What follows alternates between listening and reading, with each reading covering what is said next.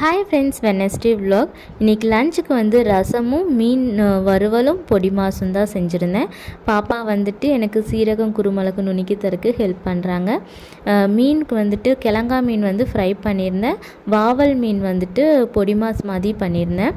இந்த பொடி மாஸ் பண்ணுறத இன்க்ரீடியன்ட்ஸ் எல்லாமே நான் வந்து டிஸ்கிரிப்ஷன்லேயும் ஃபஸ்ட் கமெண்ட்லேயும் பின் பண்ணியிருக்கேன்.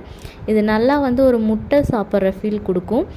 மீனை வந்துட்டு வாவல் மீனை நல்லா மஞ்சளும் உப்பும் போட்டு வேக வச்சு எடுத்துக்கலாம்.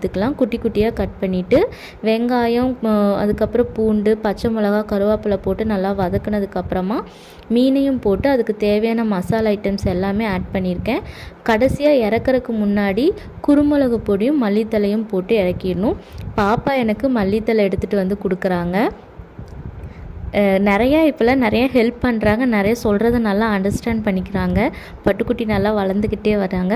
ஆஃப்டர்நூன் லன்ச் இது தாங்க. இந்த vlog பிடிச்சிருந்தா